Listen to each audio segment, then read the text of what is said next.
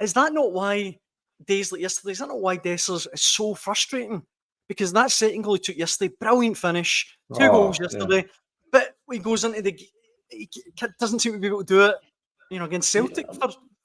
I mean, he is the absolute dictionary definition of an enigma, isn't he? I mean, like, sometimes, I don't know if times I've been on Hotline Live already and said this, that there's times you sit back and I imagine Rangers fans are pulling their hair out, watching him sort of ball break off him. Even yesterday, spends most of the game arguing with the referee, oh, I'm getting pushed, I'm getting pulled. And I know there's obviously one the penalty and there's another one in the first half that he probably should have a penalty for as well. But there is a lot of time you just get the feeling, see if you stop wrestling with the centre back and actually just watch the ball come in, you would probably have a very good chance of getting in the end of it. But then he goes and finishes like he does for the 2 goals, which are really both pretty sharp finishes. So yeah, I mean, I think the interesting thing about that, I think that'll help Iggy. I think you see that there's already this air of expectancy around about him, or sort of wishful thinking. There's the Rangers support are wishing this guy to become the next big thing. They're wishing to be the new Morelos.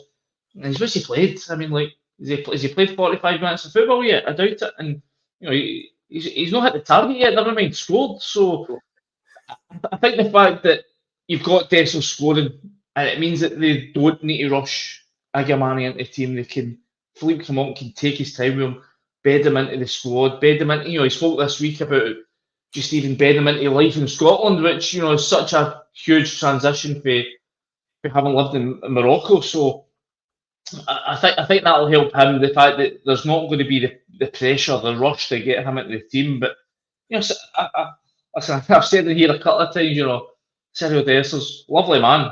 Terrific, by the way, I like the fact that I wish there was a few more guys like him in Scottish football. It doesn't matter if he's a good game or a bad game. He comes out and speaks to us and he fronts up and he answers all the silly questions we ask of him. And I always think that tells you something about his mindset.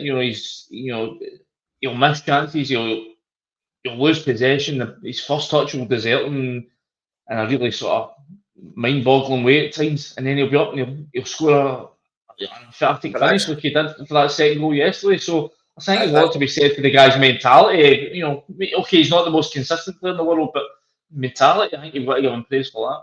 That's the problem for Cyriel Dessers, isn't it? And I happen to agree. I actually feel sorry for him because he does seem like such a genuinely nice fella. But I think the problem is that the Rangers fans have made up their mind about him, long since made up their mind about him. I think he's almost looked upon as the poster boy for Michael Beale's disastrous rebuild. And I don't know if there's much that Cyriel Dessers can do to turn this back in his favour. He can keep on scoring goals, but by the way, he did score 23 last season. That's seven goals from 9 games at the start of this season. These numbers are going up. But I just think he's fighting a losing battle. I think that Rangers fans have decided he is not a Rangers number 9, and he's occupying that very shirt. But I don't think they're going to be satisfied. I think the best thing that could happen for Cyriel Dessers might be for Ingemani to come in and get a run and keep him out of the team, take him out the firing line and give him a bit of breathing space. Because I get the impression that even though he's got his 2 goals, was there not an incident midway in the second half? We seem to be gesticulating back at the crowd, back at the fans, Andy, that after he'd miscontrolled one of the balls, it looked...